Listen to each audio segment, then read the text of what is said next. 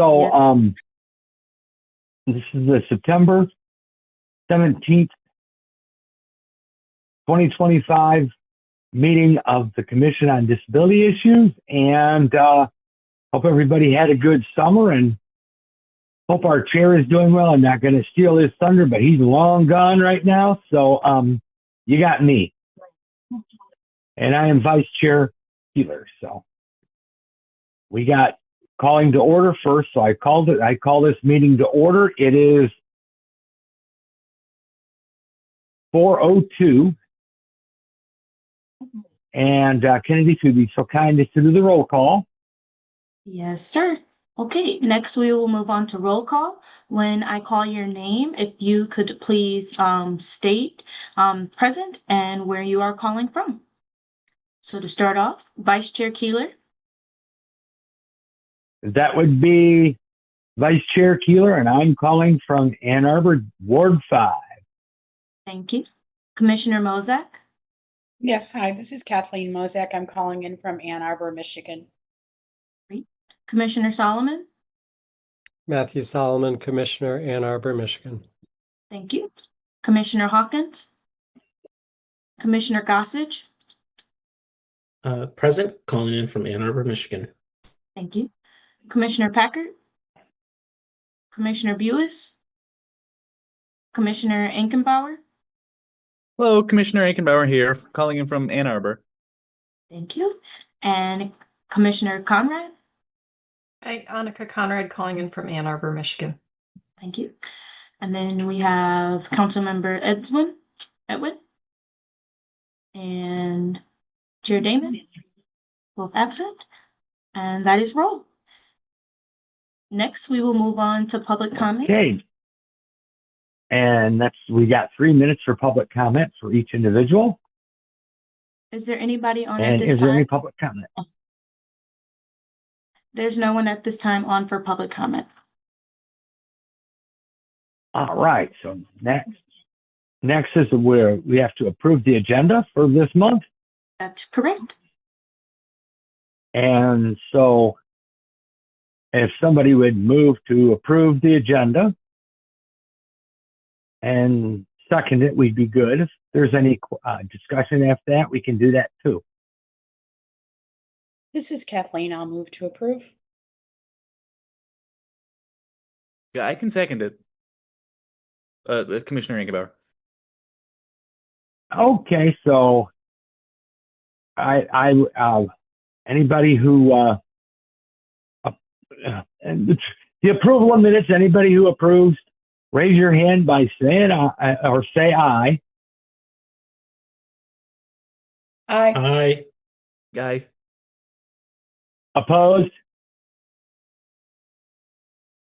Okay, well, that's cool. That carries. Yep. Next, we move on to approval of the minutes. Approval of the minutes, yep. And if anybody wants to approve and second those minutes, go ahead and we'll do it.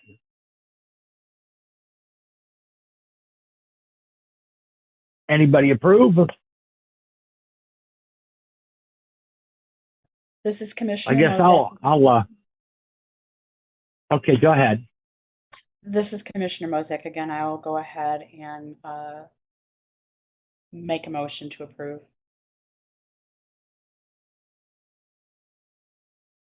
I guess I'll second it. Okay, you can second it. You seconded it.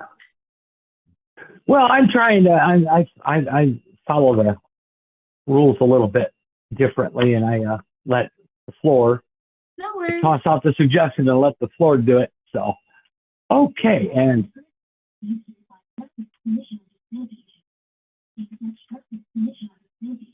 hang with me a second because I actually am reading the. And we have the city personnel report next, Miss Kennedy. At least that's on my agenda. So you got something? I'm sorry, point of information. There was no everyone say aye to agree to approve the minutes. Oh, there wasn't. Oh, I didn't do that. Okay, all in favor of Voting in the minutes, say aye Aye. or raise your Aye. hand. Aye. Aye, I can vote for that. Motion carried. Okay, now it's Miss Kennedy's turn for the Yes. city report. Yes, I just wanted to start off by welcoming everyone back. I hope everyone had a wonderful summer recess. Now that we are back, just be on the lookout via emails for updates that'll be coming for events and things like that. I know you all have probably received some communication recently, not from Chair Damon. And also as well, if there's anything you want to share with the commission in regards to like resources or events, feel free to email me those and I can get that out to the commission. But besides that, we are on track for the remainder of our commission calendar. And I want to remind folks that in November, we will be doing officer elections for chair and vice chair. So you can nominate a commissioner or you can nominate yourself. You would just need to let me know, or Chair Damon, or Vice Chair Keeler, if you are interested in nominating yourself or another commissioner for chair or vice chair. And that is all of the personnel reports I have. Does anybody have any questions? Commissioner Mozak? Yes, Aye. point of order. Nominations can also be given from the floor. They don't have to come through you all, correct? So yes, day of, if there's anybody who would like to nominate someone, a commissioner, that can happen as well. But if you know in advance that you'd like to nominate someone, you can let Larry or Zach know. Thank you. You're welcome. Anybody else? And I would like to make a quick comment. Yeah. And that is, before you do elections, people might want to read the sections on elections in the bylaw.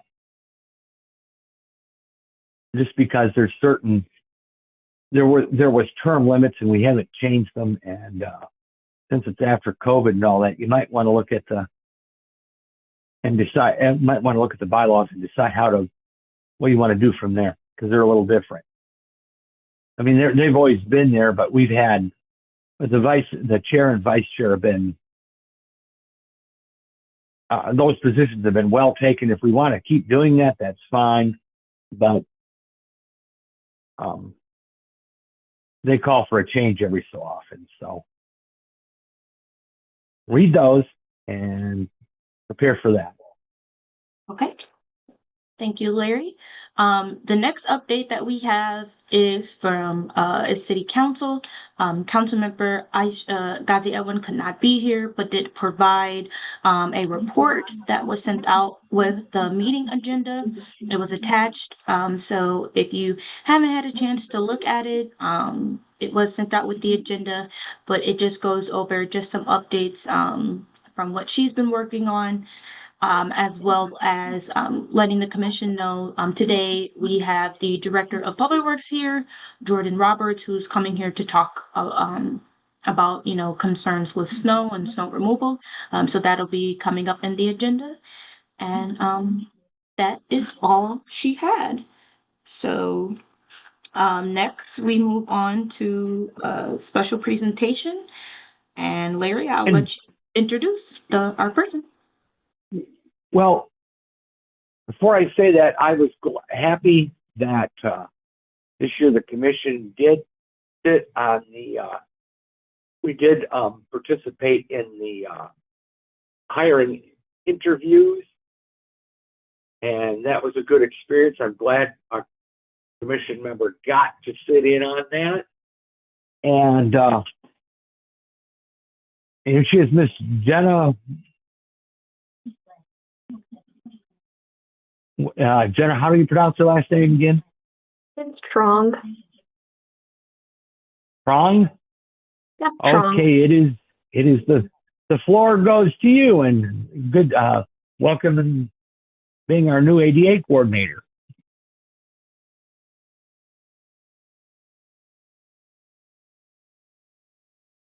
So with that, Thanks so introduce much. yourself, please. Yeah, this is Jenna speaking. Thank you so much for the warm welcome. Sorry, I had a slight issue with my unmute for a second. And just to give some context to how I'm appearing on the screen right now, I'm half Chinese, half white woman in my mid-20s with long dark brown hair. And at this moment, all of my access needs are met, so that's wonderful. And I'm just so excited to be here with you all, so honored to be in the position, and so grateful for Laura and the mentorship I've received from my office thus far. Just to give you some context about myself, I have a Bachelor of Arts in Environmental Studies with a minor in Environmental Health from the University of Washington in Seattle. And so during my time in undergrad, I was very focused on the intersections of climate change and mental health, as well as on the impacts of children's health, especially looking at how we're using cleaning projects in schools and the impacts on respiratory experiences of children. After undergrad, I went on to work at Public Health Seattle in King County, where I was a part of an award-winning program that did COVID recovery, focusing on indoor air quality and how to help the community response to COVID. So that was one of the lovely experiences that I got to be a part of that was focused on a really equity-driven assistance model. And it was great to do that. A lot of my experience within the disability realm comes from my experience in higher education and helping students through navigation around disability resources and employment accommodations. I worked really hard to focus on creating student education and community opportunities on what it looks like leaving higher education and navigating the experience of having a disability outside of education, especially with my own experiences. And so I'm honored to be here and honored to learn from you all. And I'm really excited about the new role. So thank you so much for welcoming me. No, we get it. The questions are open. People probably want to ask you a couple of questions, and we want to go like 3 or so questions before we go to the next presenter. And Yeah, this is, since I'm here, go ahead. yeah, I was gonna say this is Jenna speaking. That sounds great. My responses may be limited depending on the questions that you ask me because I'm so new to the role, but I'm super excited to answer whatever I can for you. Now, Do start you out have any off. My questions? question is, Oh, go ahead, Larry. are you willing to meet with us on a monthly or bi-monthly, tri-monthly basis and let us know what's going on in your with your office and what you guys are doing and come in and we can you can talk with us and we'll talk with you at the meeting. Are you willing to do that sort of thing? I'm definitely willing to meet with folks. At this moment, I'm not sure what capacity that will look like. That will likely be determined on something that LJ and I coordinate on. LJ, I don't know if you have anything to add to that. As I'm still filling out my schedule and completing a bunch of my trainings, it may be more flux at the beginning, and I know that I have a predetermined commitment Wednesday nights prior to taking on this role. So I am definitely going to be intentional about meeting with the committee, and I am willing to like discuss what that capacity looks like. Well, okay. And the other thing is just comment on that. Good description of yourself. I'm actually visually impaired, and obviously I'm not showing up on here because I use an old phone. So that was nice. The description of yourself. Thank I'm you. glad that was helpful. Any other questions from the commission? Okay, thank you so much, Jenna. We're happy to have you and we look forward to collaborating with you. Perfect. All right, Larry, we move on to, This to the Penza Lab, right? nope, the next one is the Public Service Administration presentation with Oh. Jordan Roberts. Jordan, are you here? With Jordan Roberts. There you go. Hello, everybody. As was introduced, my name's Jordan Roberts. I am calling in from Dearborn right now, where I live, but I do work downtown Ann Arbor pretty regularly. Just happened to be home today. if you hear anything in the background, I do have my cat Dave. He is very interested in whatever I'm doing at the moment. So if you hear some meowing in the background, that's him. And I assure you, he's fine. He's just dramatic.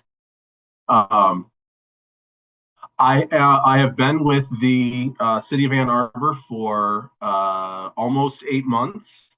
I am the public services administrator, so I oversee all of the sort of city service operations. These are public works, which we're going to talk about snow removal a little bit today. But I also work with the water treatment plant, the wastewater treatment plant, our systems planning unit, which is asset management for all of our underground utilities and stormwater. I'm also involved with solid waste collection. Our engineering unit does all of our capital projects, all the road resurfacing and the sidewalk gap program. And then also transportation, which has been part of the city and part of public services for a long time, but it is now officially its own unit. And the transportation is, predominantly working on multimodal transportation formats. That's, doing crosswalks, bike lanes, regular, roads, and determining how they're best laid out. So there is a lot to what I'm doing every day. It's quite different each and every day, and I'm loving it so far. My background, I have a number of years in public sector. I worked for the city of Dearborn for a long time, managing public works, process improvement, and then also solid waste and code enforcement. I spent my longest time doing code enforcement and solid waste. But before that, I was a teacher, and I was a teacher for a couple of years here in Michigan, but also for a number of years in Maryland. And referencing something Jenna said earlier about working with students, I did work with special ed students a lot, although I was not certified specifically for that. So I was the general teacher that worked alongside making accommodations, and it was a really, really awesome part of my job. But with that, I was asked to bring up some things about snow maintenance and some of the changes we've made over the last year and what to look forward to this year. And I'm going to go ahead and get right into that. Historically, sidewalk maintenance was performed by our park staff. And then also we have an ordinance that requires property owners to maintain their sidewalks free of snow. So if it would snow, it's the adjacent property owner, their responsibility to clear the snow. And generally speaking, the city would be responsible for winter maintenance of sidewalk sections that wouldn't fall under that ordinance.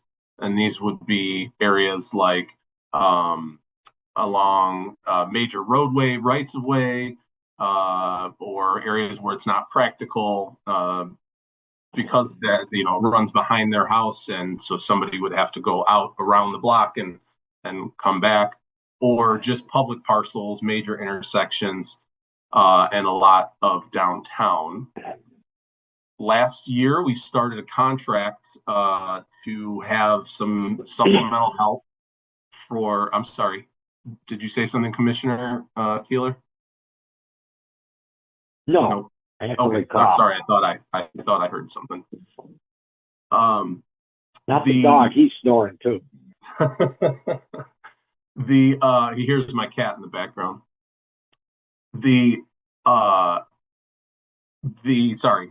sidewalks are maintained by a contract company. I believe we may have two, and we have sidewalks all over the city that we are maintaining. We do not start maintaining sidewalks until after the snow event has ended.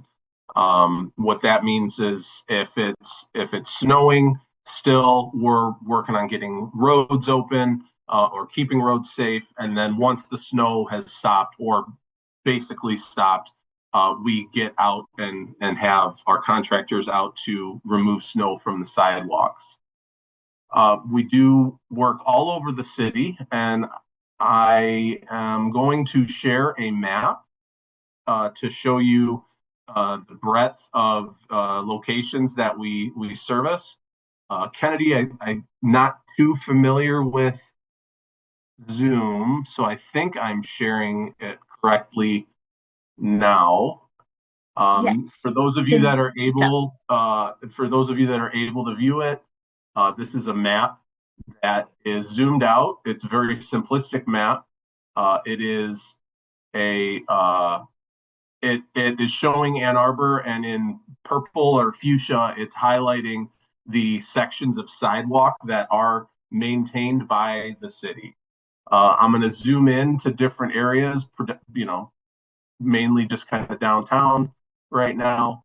And as you zoom in, it shows more specific areas that are maintained. We have a lot of like stop and starts. So we maintain areas that may be a long stretch in front of public property, or across, that are along a heavily traveled area. And then a private property starts right next to it. So we do, the section in between, and it's all mapped out. We do not currently have a public facing map that shows this information. This is just an internal map for us right now, but it is being integrated into the external public map. I think we're supposed to have that done by this year, or for this year.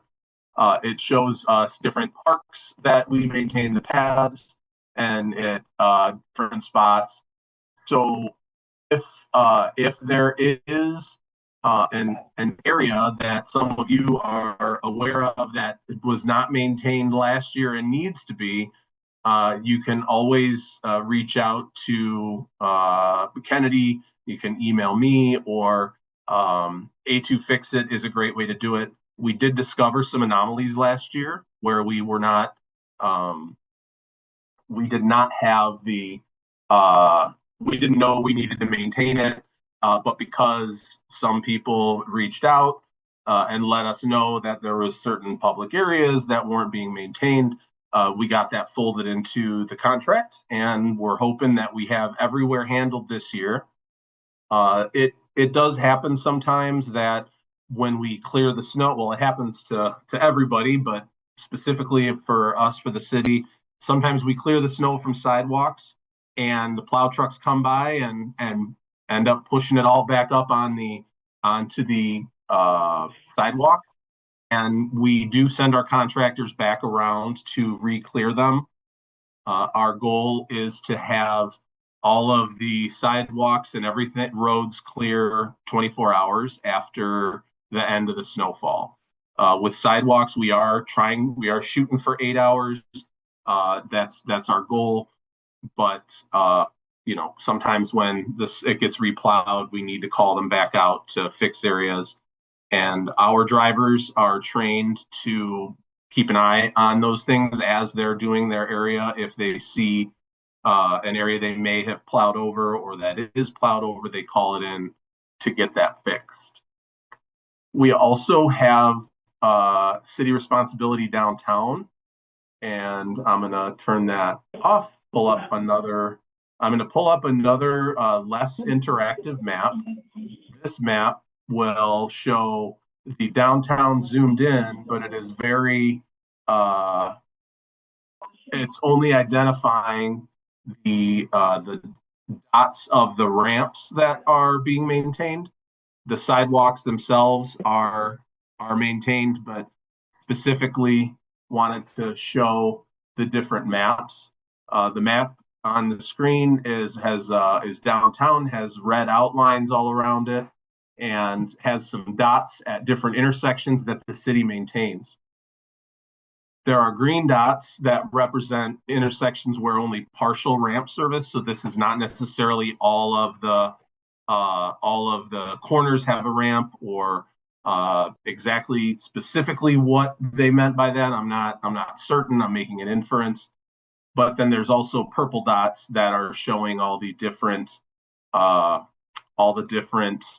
locations that every corner is cleared. Our drivers and our contractors do the best we can with trying to maintain that first few feet off the ramp into the street, where you usually end up having a no shovel land, I'll call it, where a lot of people think they can stop shoveling because they've hit the street, and trucks either don't get close enough to the corner or their windrow pushes it back. Our drivers are aware of that. They are trained to not do that. So we're working on that. If there's ever an instance where you're seeing corners or experiencing corners that aren't cleared, please put in an 8-to-fix-it ticket, or you can call customer service. We're taking all those complaints very seriously, and we try to get that worked out. This year coming up, it has not started yet, but the DDA is hoping to expand their boundaries a little bit and adjust TIF financing, the tax increment financing. And with that, they're hoping to form like a downtown service team. And that service team is going to be crew that is downtown that will be there to handle snow removal as quickly as possible and maintain things in a clear, accessible condition. Otherwise, for the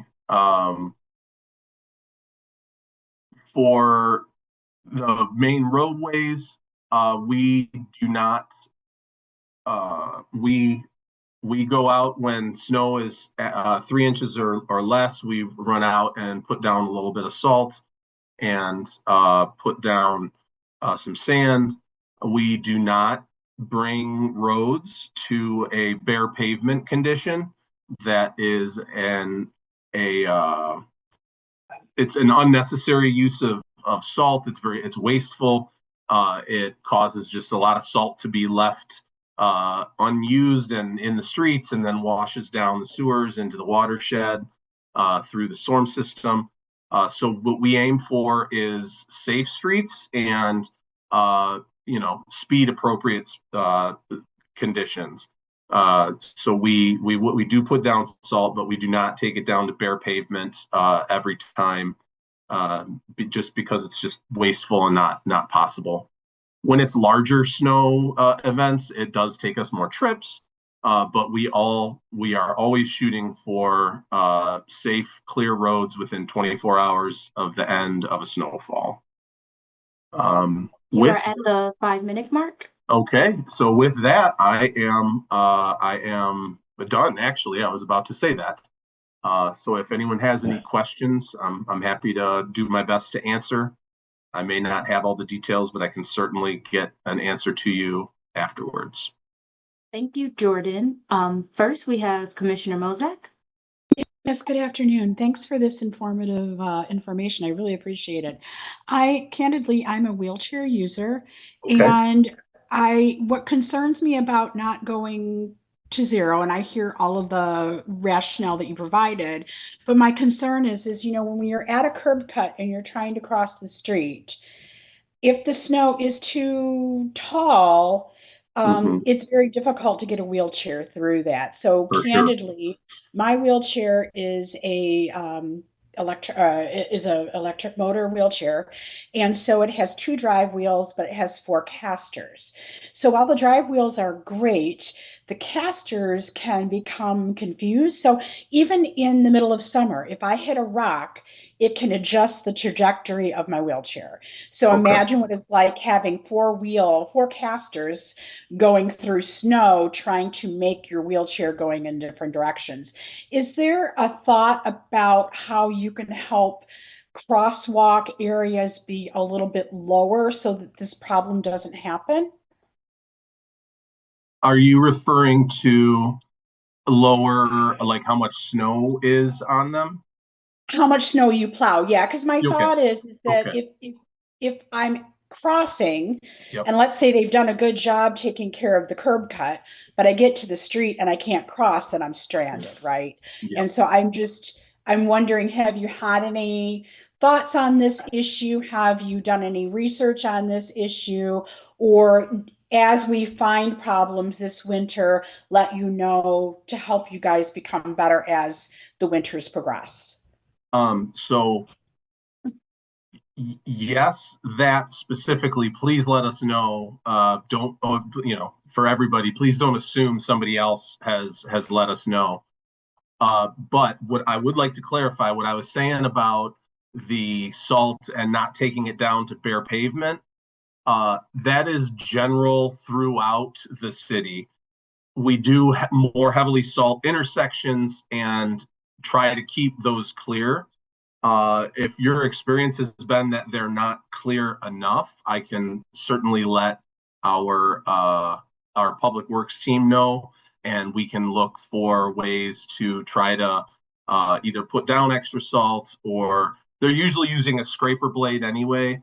But we do get a number of complaints from the general public that there's still snow on the street, and I was simply trying to clarify that we don't take it all the way down, but at intersections I hope we are. And even if it's not bare pavement, I will forward your concern on to our DPW unit manager, who's very responsive, and we'll see if you've had an issue, we'll try to improve it this year. And if you find anything, please let us know. I appreciate that additional information about how you're a little bit more proactive at curb cuts and things like that. When you first had spoken, you had just said just in general. So that additional information is satisfying to me, but I will continue. I'm very vocal. It can be very challenging when you're trying to get somewhere and 3 out of 4 curb cuts aren't available, and then you're just stuck. So thank you for being thoughtful, and I look forward to seeing the good works that you all do this winter. Thank you. I appreciate that. Any additional questions from commissioners? This is Annika Conrad. I wondered if you could speak a little to your approach to clearing bus stops. I've had some trouble. I'm legally blind, so this past winter, I remember coming up on either getting out of a bus into an uncleared space or trying to get onto a bus where it hasn't been cleared. And this has happened. I live along Miller Avenue, so I'm thinking of those spots specifically. But I'm just wondering if you could speak to that a little. So admittedly, I am not sure how bus stops are approached by our staff. If it's okay with you, I will ask the unit manager how that's handled, and I can send Kennedy an email, and she can get that to you if that's okay with you. Okay. I don't want to speak incorrectly, and I don't know the extent of which we do it, but you're talking about bus stops on Miller Avenue, and I will ask, his name's Paul, I'll ask him what role Public Works plays in clearing those. And I'm sorry, you did mention a specific issue, but can you remind me?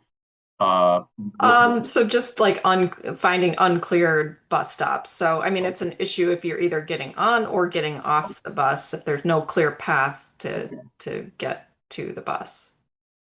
Sure. And to speak and to that that, may also be something that go ahead. I would say that may also be something that the AAATA, the ride, is involved with, but I will get an answer for you regardless of what that outcome is, or regardless of that. Okay. Okay. Thank you. Alrighty, any additional questions? Vice Chair Keeler, did you have a question? Well, I had a comment just to back up. I don't know. It is very difficult when that happens. Sometimes I've been known to go to bus stops where I've had to climb up a pile of snow that hasn't been removed and slide down basically into the bus. Mm-hmm. So yeah, it happens more than just on Miller Road. It's all over. And from my understanding, that nobody knows exactly how the bus stops. I think the AATA may take care of some neighborhoods, may take care of some businesses, are supposed to take care of some. But yeah, that we would, if you could clarify that for us, that would be I great. certainly will. And I do not have any visual impairments or mobility impairments, and I have had the same experience of going up a snow hill and falling down. So it's a universal problem at bus stops, I believe, no matter what city you're in. I have no vision, and I've been known to, since I have that problem on occasion, I've just been learning how to slide down them, and yeah. I gotcha. But yeah, we'd like that, because Okay. information. Yeah. Happy to follow up on that. Thank you so much, Jordan. And if any additional commissioners have any additional questions after this, you all can feel free to email them to myself, and I would be happy to send them over to Jordan. And then once he follows up, Monica, I will forward you the response and get that to you as well. Perfect. Thank you so much, Jordan. Thank you. I'm glad I could be here. Of course. All right, Larry, Now it's the the next Panza one's Lab. yours. Yes. We have the Panza Lab Yeah, now it's the presentation. Panza Lab with Gus Yes. Moser. And You want me to talk? yes, you So- may talk.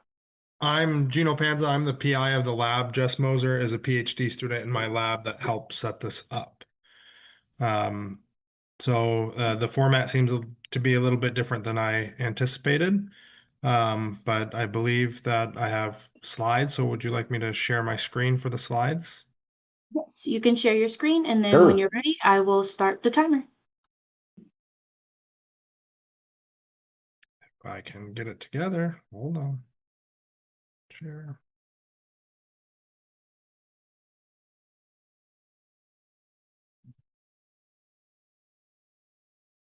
Let's see if it'll go into presentation view. Can you see it in presentation view? Yes. Okay. So I'm here to just give a quick chat about one of my ongoing studies for those individuals with spinal cord injuries. But I will preface, we are trying to move a very similar study forward for older individuals with mobility impairments, multiple sclerosis, and depending on how grant funding goes, those with Parkinson's disease. So it is more of a traditional academic presentation, but I will hopefully be able to verbalize things a little bit different and not in such a rigorous academic study.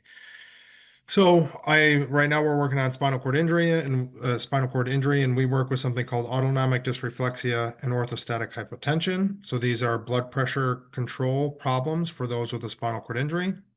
The autonomic dysreflexia are spikes in blood pressure, where blood pressure increases by more than 20 millimeters of mercury. Orthostatic hypotension are drops in blood pressure by more than 20 millimeters of mercury. And these have shown to really have issues with quality of life. Disability, whether you use insurance standpoints or the World Health Organization definition of disability. So the general thought is what most people focus on in most research studies, they look at changes of motor function after a spinal cord injury. And this is for any neurological condition, right? If mobility becomes a major impairment, then the thought is, and walking is reduced, then if we can improve somebody's ability to walk, then quality of life is way better. That's not necessarily true in those with spinal cord injury, but there's other things that we study that come with this impaired motor activation due to the spinal cord injury. So the brain can't get the signals to the muscles to make enough force to stand and walk.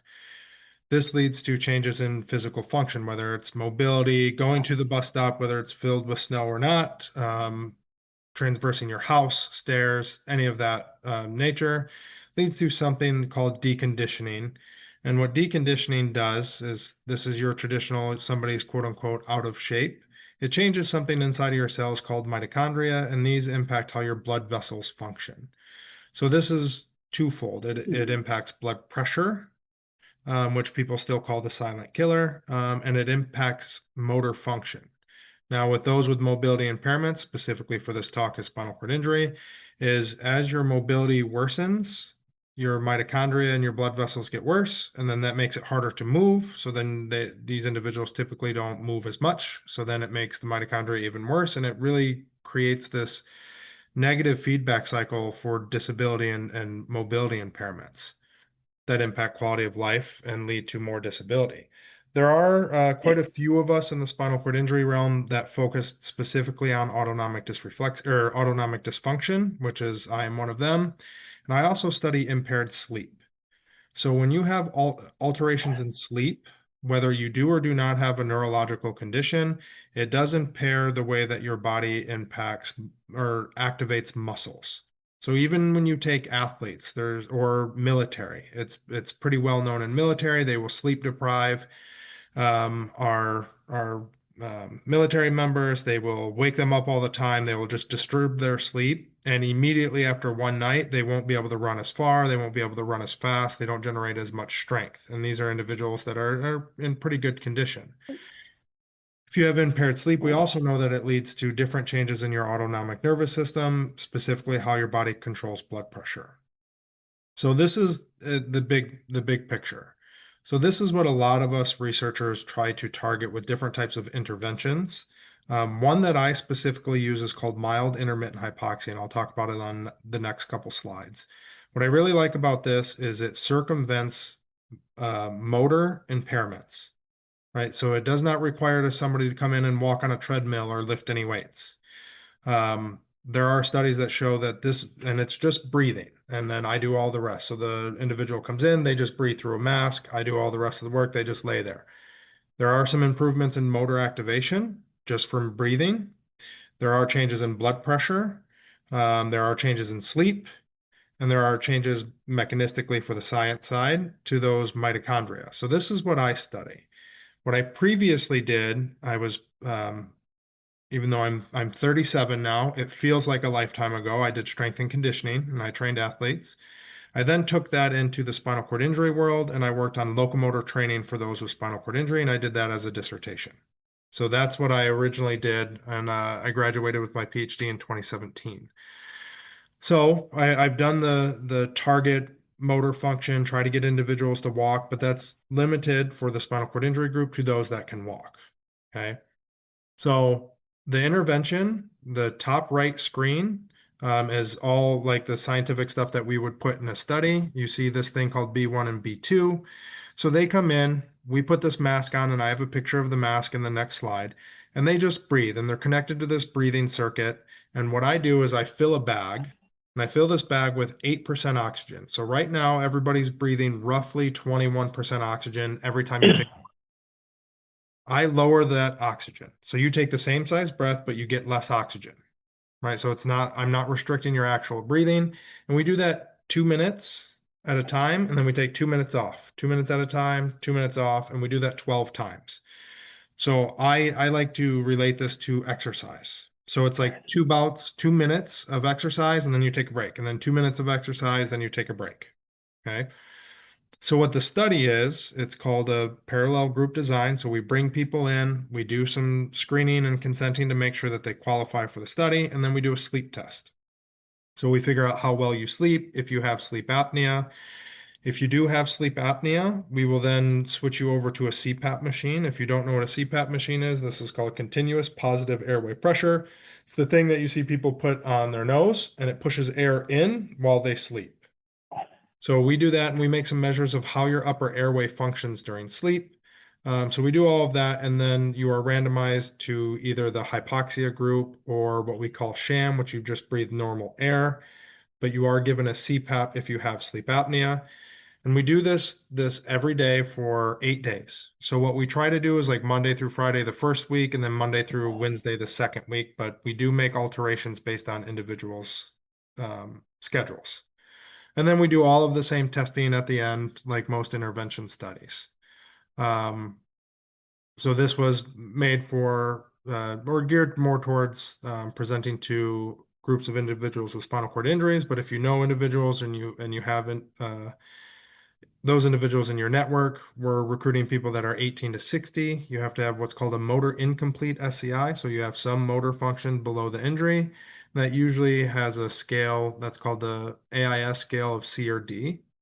The injury has to be above the 12th thoracic vertebrae, but you have to have signs and symptoms of altered blood pressure control. Almost everybody that we scan or screen, they almost never have any idea about their blood pressure control. So we do all of the tests to make that determination. Individuals are paid for their time. So the screening is $25. It can be, we've had some screenings that are only 30 minutes because we find out right away that somebody wouldn't qualify. If you do the full study, it could be up to 4 hours, even though that's rare. And they're paid $25 for screenings. We do 3 sleep studies. They're paid $50 for each sleep study. We do 3 blood pressure control tests. You're paid $50 for each one of those. And you're paid $50 for every day that you come in for therapy. So individuals make almost $1,000 to be in our study. It's pretty intensive the first 2 weeks, and then 2 weeks, once you're done, you come back just for testing. So this is what one of our equipment looks like. So on the bottom right, you can see this is Lexi. She is my PhD student. She has the mask on and this white thing connected to her face. It's called a pneumotachometer, and it measures how much air you breathe, how fast you breathe. All the other little tubes that are connected to her, they measure how much oxygen is in the air, how much CO2 is in the air. She also has an EKG on, which are the stickers on your chest that give you the heart waveform that you see on like every hospital show. You can't see that on this particular screen.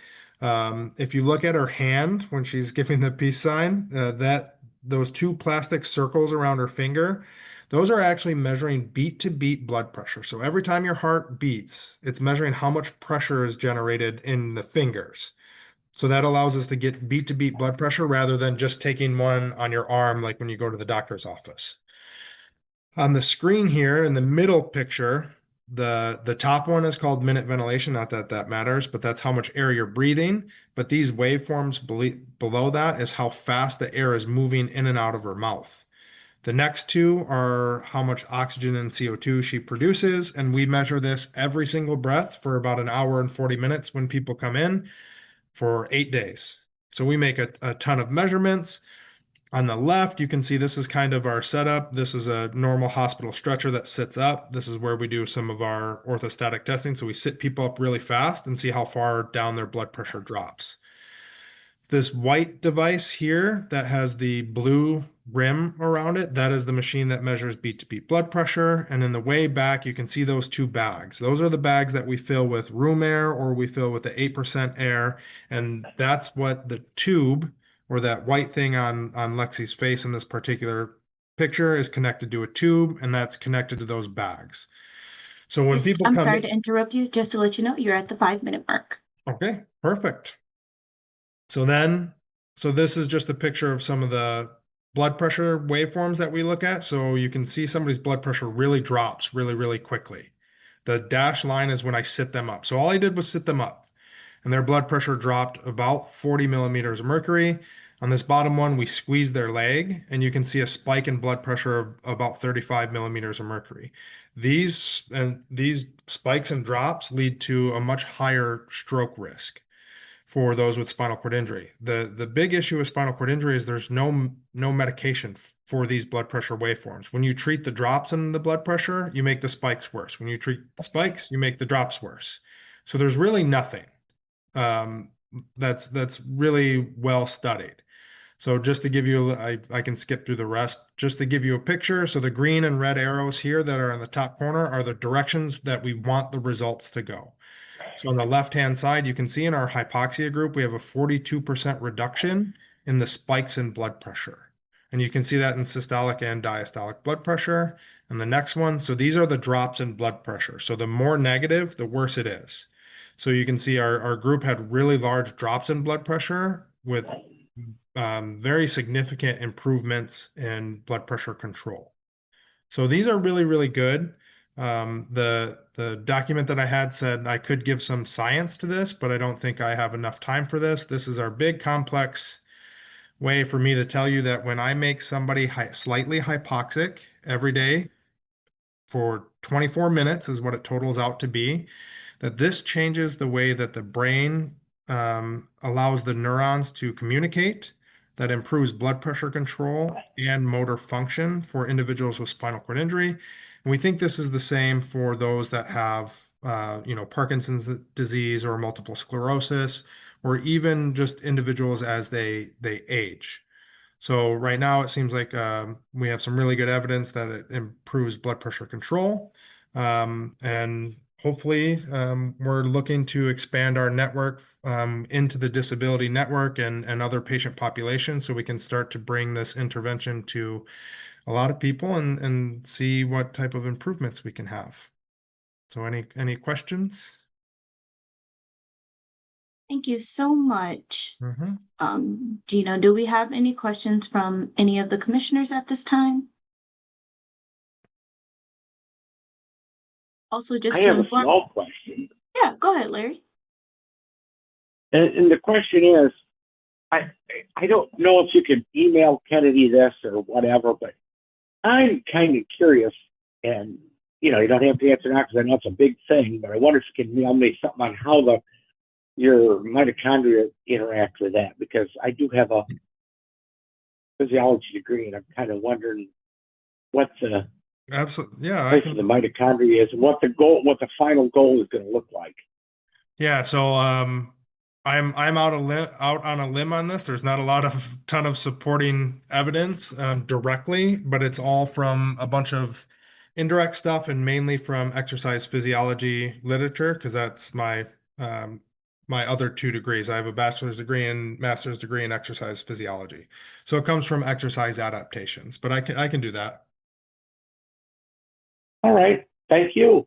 Yep. Thank you so much. And also, just to let everyone know, I did send out the PowerPoint presentation to the commissioners. So if you would like to get in contact with Gino or the lab, the contact information is included in that. Thank you so much again for coming. Thank you. Alrighty, moving along, we have the Washtenaw Library for the Blind and Print Disabled. And if I say your name wrong, please let me know. LaQuisha Davis. Hi, everyone. That's okay. People, it's hard to know whether to do QU like Queen or QU like Quiche. So it's actually a soft QU. So thank you for that introduction. My name is Lakeisha Davis. I am filling in today for Katie Monkevich.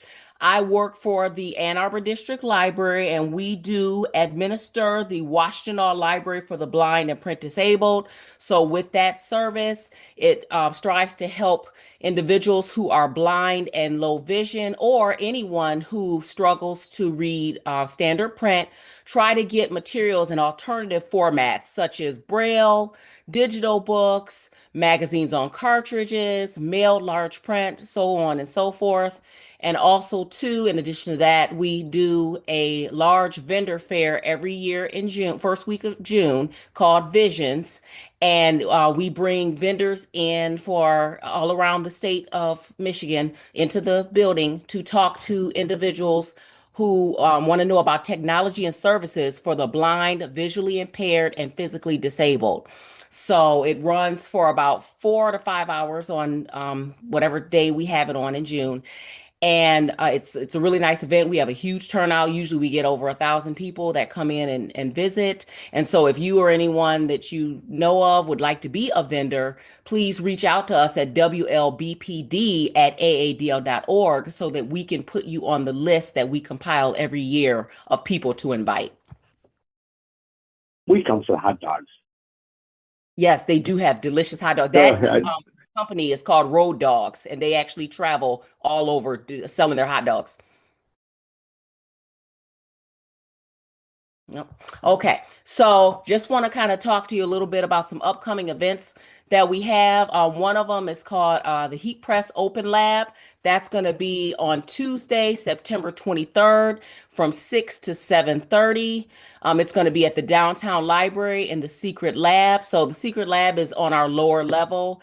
It's in the very bottom of the basically like the basement area of the library. So a lot of people don't realize that we have that space down there, but that is where we hold things like that, where we deal with heat and other fun elements. So a little description about that is join us in the secret lab for open use of the library's heat press. Bring a design or come with an idea. We'll have laptops set up for optimizing your design, which will be cut into single color heat transfer vinyl using a silhouette cameo. Tote bags will be provided, or bring your own t-shirt or other fabric material to press your design onto. And then the second event is our idle equipment disposal sale. And that's going to happen on Saturday, September 27th from 10 a.m. to 3 p.m. And that's going to be at an off-site location called Archives, Acquisitions, and Logistics Facility. It's located at 265 Parkland Plaza.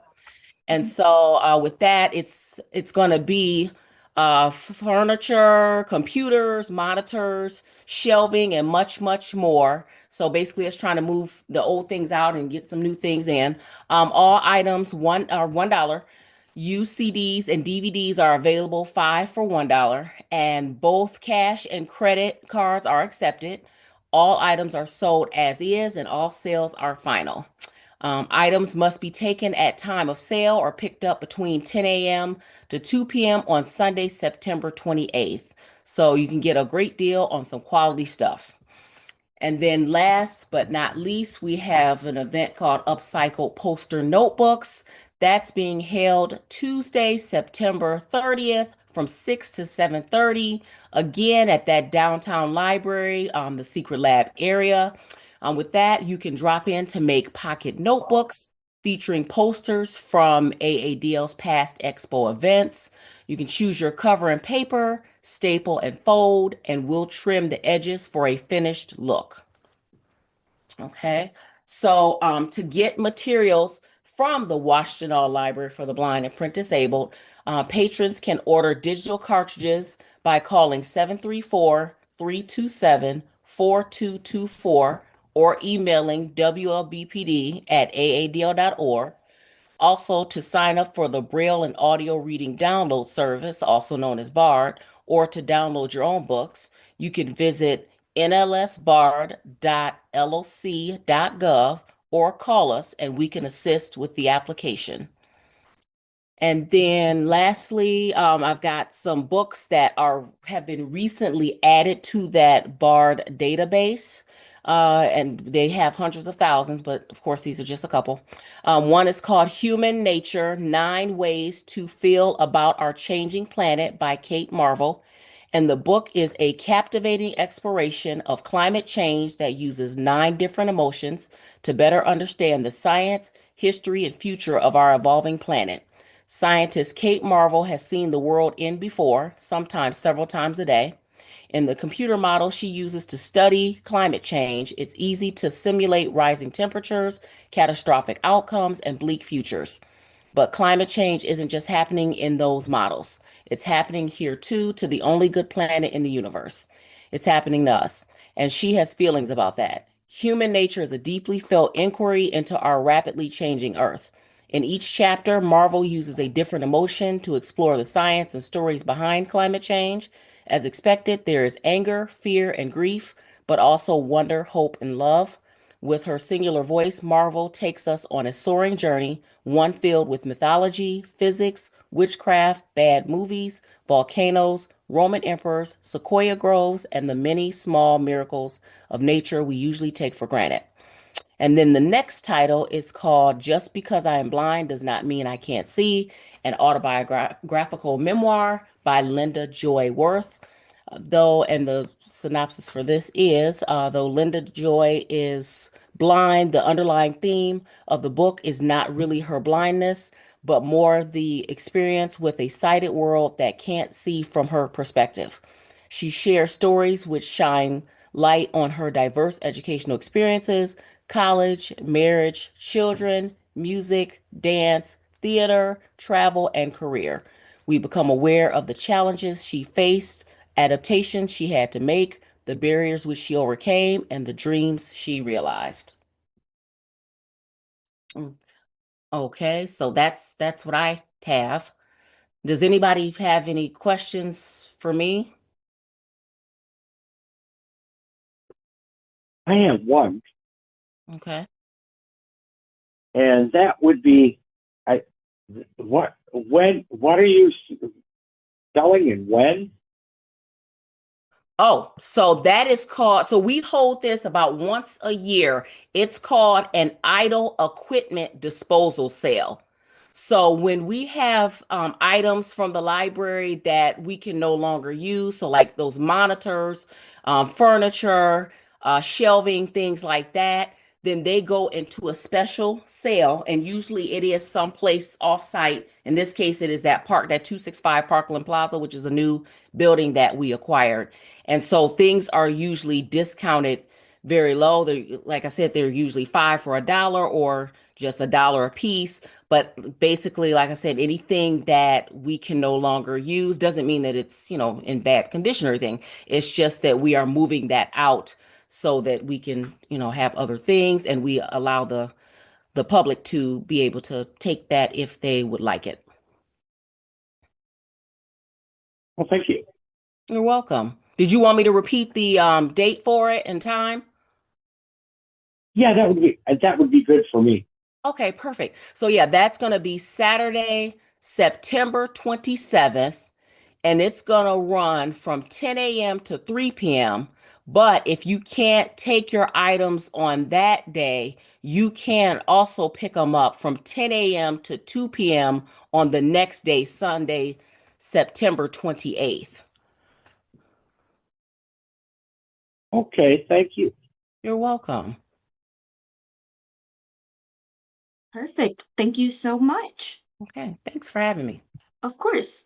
Next, we have the Disability Network, Washington Monroe Livingston, with Andrea. Andrea, take it away. Thanks so much. I just want to highlight a few of our upcoming fall activities today. Let's get started with Secrets and Sodas. Join us for an unforgettable evening of mystery, laughter, and fizzy fun. Costumes are encouraged. Ages 18 plus are welcome. That event is Thursday, October 2nd from 6 to 8 p.m. in our Washington office here in Ann Arbor. Registration is required. You can do that by calling our office or going to tinyurl.com/secret sodas. Again, that's Thursday, October 2nd from 6 to 8 p.m. We also have an upcoming Halloween trunk or treat and dance party. Ages 14 plus on Friday, October 24th. The trunk or treat is from 5:30 to 6:30. The dance is from 6 to 8. Candy, costumes, dancing, and food for fun for ages 14 plus. Volunteers will be decked out, trunks will be full of treats, and the dance floor will be ready for your best moves. Bring your friends, feel free to dress up if you'd like, and let's celebrate Halloween together. Registration required. Again, you can do that by calling our office at 734-971-0277. Or going to tinyurl.com/DN Halloween25. We also have a current open call for disabled artists for a juried market with no table fee. The submission deadline for that is October the 12th, and the market is going to be on two separate dates, Saturday, November 15th from 1 to 4 p.m. and on Saturday, December 6th, also from 1 to 4 p.m. at our Washington also on Saturday, November 15th, in conjunction with the open market, we will be hosting a community harvest gathering. So come enjoy some good food and good laughs with the community and your friends. If you're looking to enter in the juried market, acceptable submissions would include things like pottery, cards, jewelry, original drawings, or paintings, or art prints, or photography, small sculptures, and more. More information can be found on our website or by calling our office, or you can reach out to our Arts and Rec manager, Claire at dnwml.org. Yeah, and then finally, the Hall Farmers Gathering again is Saturday, November the 15th. Lunch is from 11 to 1. The holiday market with the juried artists will be from 1 to 4, as well as a big reveal of our ADA Celebration Community Art Project. Mark your calendars, bring a friend, and come celebrate community, creativity, and connection with us. Again, all of this information and much more can be found on our website, dnwml.org. You can call our office at 734-971-0277, or you can email info@dnwml.org. And with that, I'm happy to try to answer any questions. We get birthday discounts in November. Oh, I'll look into that for us, Larry. Perfect. Thank you so Any much. questions? Okay. Thank you All so right. much. Thank you. Alrighty. Next, we have Partners in Access with Larry Keeley. With me.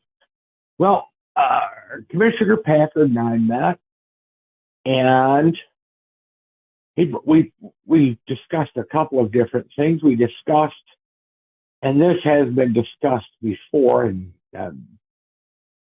we requested that he requested that we bring up pretty soon yellow tape, like a yellow tape or a yellow line in front of like the library stairs, especially the downtown library, so that you can see, people with some vision can see a bright yellow thing, so that they don't, don't trip down the stairs, like at the top and the bottom of the stairs, so that they can find the stairs if they're and see the top and bottom of them. And I also suggested that could be a rough tape or something, or have a rough surface to it, so that people with canes could also sense it, as well as the people with vision can sense it. So that was one thing that was brought up, and it had been discussed before under library changes, but nothing has happened with it. So we might want to readdress that. We thought that was a good idea. And there was he also mentioned that a concert venue was mentioned, but we're not sure which one that is, so he's going to look into that. And then we also talked about wanting a group photo done either in front of City Hall or in council chambers, probably depending on the weather. So we will want to set that up. I don't know if we're going to address it today, but it'll probably be addressed next month before it gets too cold if we want to do it outside. And that's all I have for that report. Thank you so much, Larry. Do we have any questions for Larry regarding Partners in Access? Seeing none, we will move right along to community engagement with Commissioner Hawkins.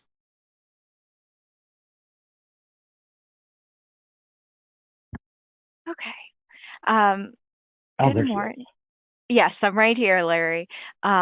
So I had an update from Melissa Bondi in regards to the Ann Arbor Inclusive. I had also I got I think Kathleen, I had put you on an email this afternoon because I had just gotten some information on the possible like fill-in hosting opportunity. So she should be following up with you on that.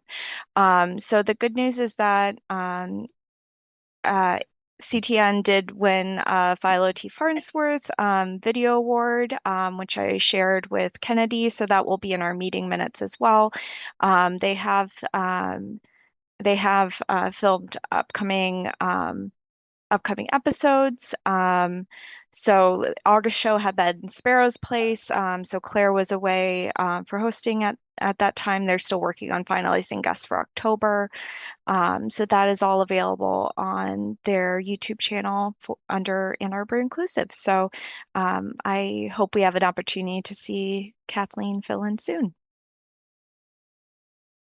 Perfect. Thank you so much. Do we have any questions from commissioners at this time? Okay, thank you, Rachel. Moving on. Thanks, Kennedy. Of course. Moving on, we have recruiting activity with Larry Keeler. And that is me again. And as far as I understand, we have 2 openings for the commission, and we do have 1 application that's in mode to be reviewed, but we are going to do that, I think, when our chair comes back. So we should review that next month, and if any other applications come in, we'll let you know, and we'll try to get a hold of them and present them to the commission as well. Thank you. Any questions about recruitment activity for the commission right now? Okay, perfect. Next, we will move on to more information from Larry with the Transportation Commission. Yeah, I'll hurry up and go through this. I sort of got 2 months, but I'll go through quick because there wasn't a lot of things. And August was canceled because not enough people were in town. But our June meeting, we had some questions and concerns about the Transportation Commission focusing more on projects than safety. We also had a concern about if we were going to meet Vision Zero demands, and we were talking about the Packard update. Packard's being updated, and they turned it into a Tier 1 class, which means that it'll get more treatment than some of the other roads. I'm not exactly sure how that works, but I've been trying to pay attention to it. And they're putting some APSs on 4th and 5th in the downtown area, and they're putting bump outs on there so us guys who can't see can tell. And they're going to do some construction from Maine to State, and that'll start in the spring of 2026. Northview project is a Tier 2, which is they're going to do basically the whole street over there, also Thayer. So there's a lot of stuff going on campus. Washington is in there up by Thayer in Washington, and in late spring of 2026. And then I also talked about our issue about 3rd Street and the 3rd Street steps. When we were talking about last year, we talked about 3rd Street steps and introduced them just because they're in the middle of the sidewalk. And we'd like to have that removed so people have a straight path through there. And that's been put on the list to be done. So I don't know if we just don't know. It said done soon, but who knows what soon is. And let's see.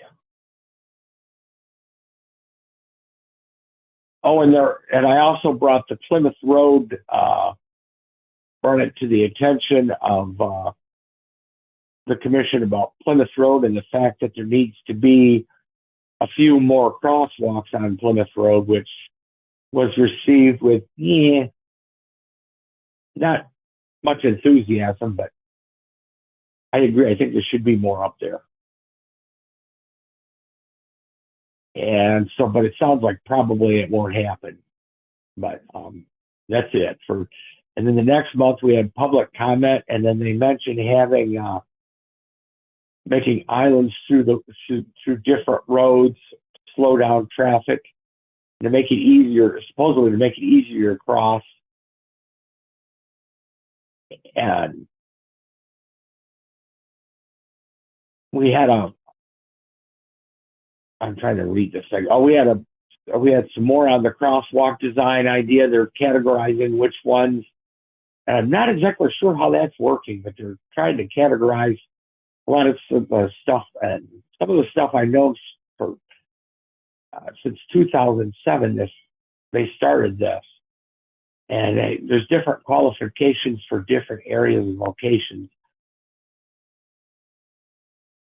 And that's about all. You can, on request, I'll do the I'll evaluate your crosswalk area and see what they want to put up there. See what it requires. So that's it for that. Thank you, Larry. By chance, And are there you is guys? there is one I think tonight. I was just about to ask, are you So, guys planning to meet tonight? Well, I am not sure. I think so. I just got a message from them a little bit ago that the Zoom meeting was canceled. However, I got another ID number, so I'm guessing that it was rescheduled for the same time under a different Zoom address. So I will report on that as soon as, and if there's anything else you want me to take there, I think they're going to be discussing bicycles, which is going to be a long, lengthy discussion, I would imagine, because there's been lots of issues with bicyclists doing things that, and drivers, but also a lot of bicyclists are doing things they probably shouldn't get away with. So Okay. I'll bring that up again. So anything anybody else would like me to bring up?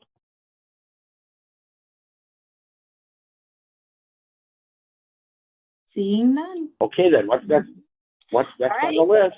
Next, we have the University of Michigan Council for Disability Concerns meeting update with Commissioner Solomon. Commissioner Solomon? Hi, thanks for giving me this space. There have been two CFDC meetings since last we met, I believe. The first was on August the 12th. And just to alert everyone on the committee, remind everyone, these meetings are on Zoom and they are open to anyone who wants to attend. August 12th session was focused on disability pride and celebration and recognition of Disability Pride Month. So there was a presentation by P.F. Anderson on that topic, which was the bulk of the meeting, along with a few announcements. The September 9th meeting, unfortunately, I could not attend due to a schedule conflict. The meeting minutes and report are not yet available, but I can certainly share those with the commission at that time they are made public. That's all I have. Thank you so much. Do we have any questions for Commissioner Solomon about the council update? Seeing none, we will continue on. At this time, we do not have a chair report from Chair Damon. He did send out communications about his absence today, and he did provide some information to the commission about some upcoming events. Did anyone have any questions about that? And if you did, you can feel free to contact Chair Damon or reach out to myself if you have any questions. Long distance. Yes. Chair David. Yes. Okay, next we have old business. At this time, we do not have any old business on the agenda, but does any commissioners have any old business at this time for the commission? Okay, seeing none, we will move on to new business. We do not have any new business on the agenda, but does any commissioner have any new business at this time for the commission? You guys are so quiet today. I would suggest that next month we put both, and I'll try to get some information and on the strips anyway. And I think we should really put the with 2 items discussed in the Partners in Access Committee into new business. I'm kind of waiting for Commissioner Damon to come back to participate in that because I know he's so good at being interested in that, and I think he'd really like to be a part of that. Organizing the photo session or whatever. If it's a photo section or just a picture, hey, he's all for it. So I'm kind of in favor of waiting for him to put that on the next month's thing, and we can just hash that over. Okay, sounds good. Do any commissioners have any questions about that? Okay. All right, moving on. We are almost at the end, everybody. Next, we have communications. We don't have any communications on the agenda, but did any commissioner have any communication to share with the commission at this time? I'm so happy to see everybody. I guess I'll say that. There we go. I see a couple. I see a couple smiles. There we go. Thank you. Yeah, we're back to start the new year, and it's starting off with a lot of things happening pretty soon. So get out there and accomplish some things over the fall and winter. I'm very interested in coordinating with our ADA coordinator and see if we can work a little more closely with her and some other things. So yeah, glad to be back. Perfect. Wonderful. Now we have come to the, I guess, the most important part of the meeting, adjournment. So Larry, I'll let you do that. And who would like to move for adjournment? Well, seeing that nobody else is going to move for adjournment, I guess I will take the position of making a motion to adjourn this meeting. I'll second that, Larry. It's Rachel. I'll second. All right. All in favor? Say aye. Aye. All opposed? Well, goodbye. Y'all have nice evenings now.